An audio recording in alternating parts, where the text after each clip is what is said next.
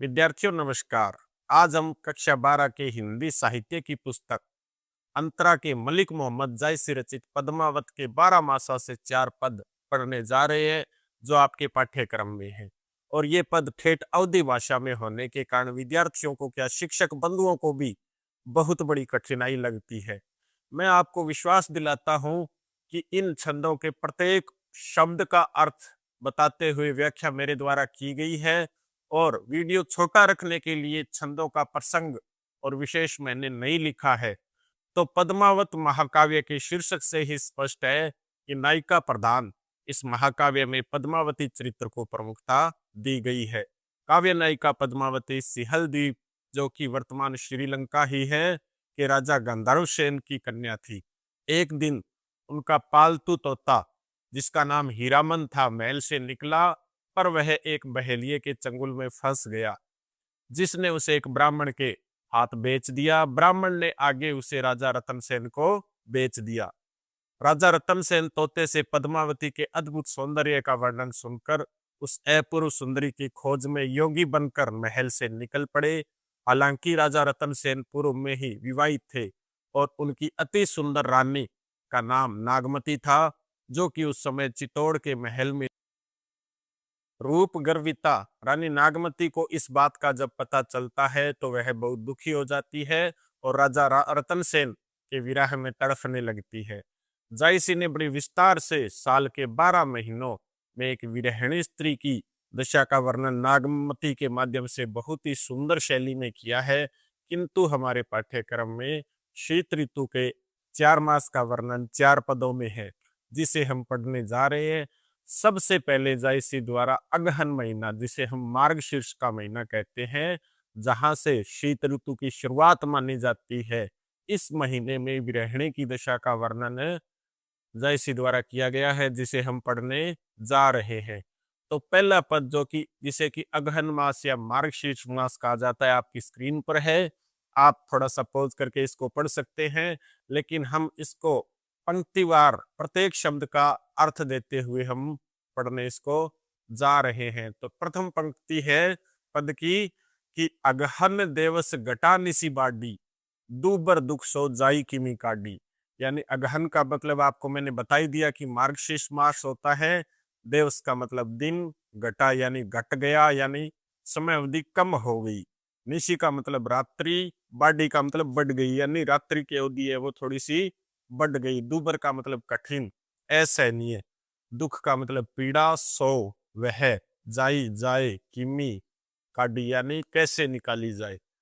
तो राजा रतन सेन के पद्मावती की खोज में जाने के बाद उनकी रानी नागमती की स्थिति का वर्णन करते हुए कवि जायसी कहते हैं कि अगहन मास यानी मार्गशीर्ष मास में दिन छोटे और रातें लंबी हो गई है। रात का बढ़ जाना विरहिणी के लिए दुख का कारण है। उसे लगता है कि इतने दुख भरे समय को वह कैसे काटेगी, उसकी पीड़ा असहनीय है। तो प्रथम पंक्ति के बाद अब आती है दूसरी पंक्ति। दूसरी पंक्ति में कवि जायसी नागमती के माध्यम से कहते हैं कि अब धनी देवस बिरे बा राती, जरे बिये ज्यों दीपक बाती। अब का मतलब इस समय, धनी यानी स्त्री, यानी ये नागमती के लिए प्रयुक्त हुआ है। देवस आपको पता ही है दिन, विरह का मतलब विरह या वियोग, भा यानी हो गया, राती रात, जरे का मतलब जलता है, ज्यों का अर्थ जैसे, दीपक यानी दिया, और बाती जो अपने दीपक में जलाने के लिए डालने वाला जो तंतु होता है उसे बाती कहते हैं। अर्थ के हिसाब से अपने इस पंक्ति का देखें तो जायसी नागमती के माध्यम से कहते हैं कि अब तो नागमती दिन की भांति क्षीण यानी कमजोर, और उसका जो विरह है वो रात के समान लंबा हो गया है, और जैसे दीपक में बाती जलती रहती है वैसे ही विरहिणी नागमती का मन भी विरह की ज्वाला में जल रहा है। इसी पद की हम तीसरी पंक्ति पढ़ते हैं तो कवि जायसी कहते हैं कि कांपा हिया जनावा सिउ, तोपे जाई होई संग पीऊ।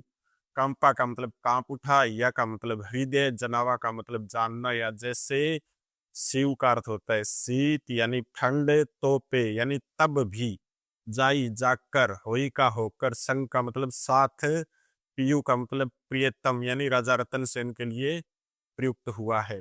नागमती कह रही है कि अब अगहन मास यानी मार्गशीर्ष मास में हृदय ऐसे कांपा जा रहा है जैसे बहुत अधिक ठंड में शरीर कांपता है।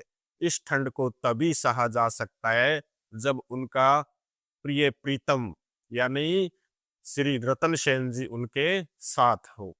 चौथी पंक्ति में फिर जायसी कहती है कि यानी जायसी नागमती के माध्यम से कहते हैं कि घर घर चीर रचा सब काहू, मोर रूप रंग लेगा नाहू। घर घर का मतलब हर घर, चीर का मतलब पहनने वाले वस्त्र, रचा का मतलब रंगा यानी अलग अलग रंग के वस्त्र पहनना, सब काहू का मतलब सभी ने, मोर का मतलब मेरा, रंग रूप यानी सौंदर्य, ले गया यानी लेकर चले गए, नाहू का मतलब है स्वामी पति। यहाँ रतन सेन के लिए नाहू शब्द प्रयुक्त हुआ है। तो नागमती कह रही है कि पति के घर पर होने पर सभी स्त्रियां रंग बिरंगे वस्त्र धारण किए रहती है, लेकिन मेरा सारा रंग रूप और सौंदर्य तो मेरा पति यानी जो राजा रतन सेन है अपने साथ ही ले गए, अर्थात पति के बिना भला मैं कैसे श्रृंगार कर सकती हूँ।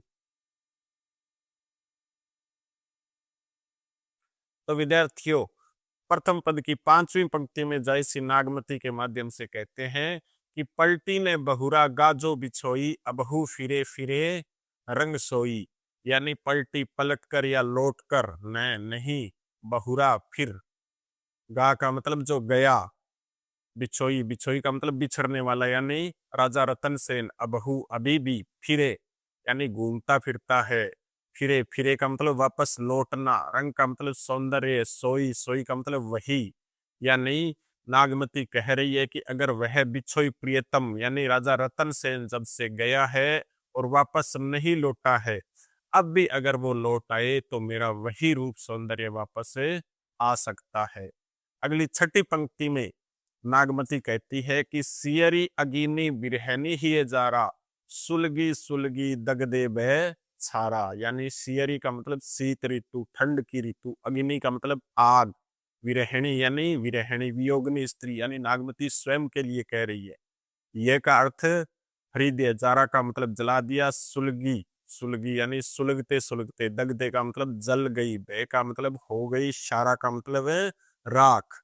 यानी नागमती कह रही है कि ठंडी रातों में भी प्रियतम के बिना हृदय में ऐसी आग लगी रहती है कि वह भीतर ही भीतर यानी अंदर ही अंदर सुलग रही है और पूर्ण रूप से जलकर राख हो गई है।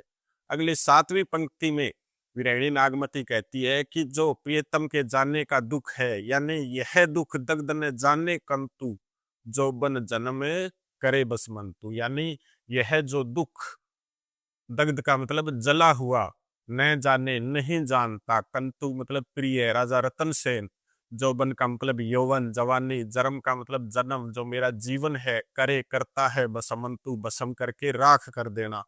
नागमती अपने प्रिय से कहती है कि हे प्रिय, तुम मेरे इस जलते हुए दुख को नहीं जानते, यह विरह का दुख मेरे यौवन और जीवन को जला करे राख कर देगा।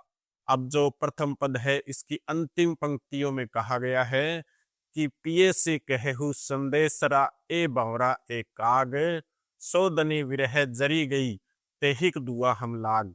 यानी जो मार्गशीर्ष मास का वर्णन अपने विरहिणी के बारे में पढ़ रहे हैं, उसकी अंतिम पंक्तियों में अपने प्रिय को, प्रियतम को रानी नागमती संदेश भेजते हुए कहती है। यानी सबसे पहले इसके शब्दार्थ देखते हैं कि पिए सो यानी प्रिय से कहू यानी कहना, संदेशरा संदेश, ए बावरा ए काग कि अरे बावरे और काग, सो, सो का मतलब वह, धनी यानी स्त्री नागमती स्वयं, विरहे विरह में, जरी गई जल गई, तेही की यानी उसका, नागमती का धुआं, हम लाग हमें लग गया, हम पर लगा।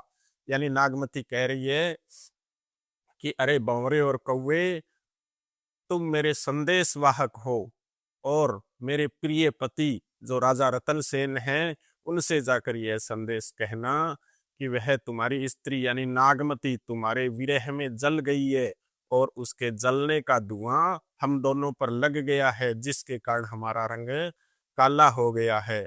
कहने का अर्थ है विद्यार्थियों कि अरे बंवरे और कौवे, तुम जो प्रिय के पास जा रहे हो, तुम पर मेरे जो विरह का दुख है वो झलकना चाहिए।